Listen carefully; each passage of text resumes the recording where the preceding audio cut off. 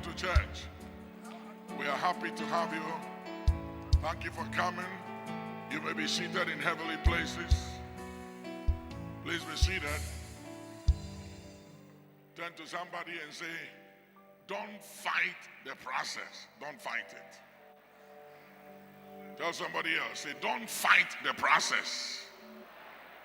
Tell somebody else, don't avoid the process. John chapter 3 is necessary. So go through it, go through it. Tell somebody, process is necessary for longevity. So don't fight it. You know, as human, we struggle with change. And we fight and struggle with anything we don't understand and we can't make sense out of. Life is a process. Life is a process. And process or preparation determines performance and delivery. The difference between the ordinary soldier in the army and commandos or Navy SEALs or special forces is the process or the training or the preparation they had. That is what determines their place. Or process you go through in life will determine your placement and who you become and what you become and your position in what the future holds. Tell somebody, don't fight the process. Don't fight the process. Don't avoid it. Don't avoid it. Tell somebody, go through it. Go through it. Because you are being prepared for something big. You are being prepared for something big. And when I'm through, I'm going to deploy the keys to unlock some doors. Unlock some doors. Is there anybody here who is ready for some open doors? Open doors. Somebody say, open doors.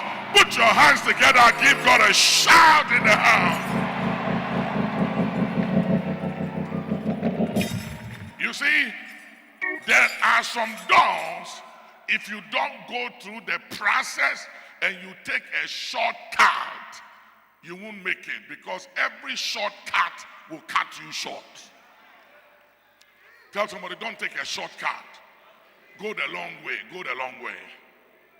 Because the most dangerous thing anybody can do is to put an amateur or somebody who hasn't been through the process on a platform.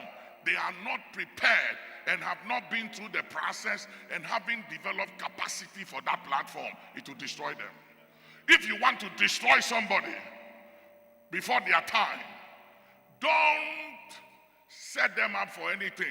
Just sometimes when you are a novice and you are young, you don't appreciate wisdom. Now, Joseph found himself in Egypt. Now, we know the story of Joseph, how his father loved him. And sometimes you can be hated for love. That is a whole preaching on itself. Hated for love. It's a title of a message, but I won't preach it today. He was hated for his father's love. Sometimes loving you can turn into hate. Favor can turn into hate. People can hate you because of favor. Sometimes being blessed, envy. Sometimes favor can provoke enemies and jealousy against you. However, he dreamed not once, more than once. Now God speaks most times more than once. The Bible said, once we have heard, twice it's been established that power belongs to God. God said, Abraham, Abraham, verily, verily, I say unto you, Moses, Moses, Simon, Simon. Wherever you hear it twice or more than twice, it means that it is not negotiable and it is irrevocable. It shall come to pass. Put your hands together if you believe that the word of the Lord shall come to pass. Shout yes. Bible say, ladies and gentlemen, that he had a dream, told it his brothers, and they hated him. And he dreamed yet another dream and told them again. Sometimes you know how foolish we can be. Sometimes we just want to impress people and let people know how well we are doing, but we don't know that we are speaking to enemies and we are giving information to enemies who will eventually destroy us. And sometimes you say, oh, they are my siblings, they are my brethren, they are my friends. But the Bible said, no man after the flesh. You have to be careful who you tell your dream, because there are dream stealers, dream killers in this life.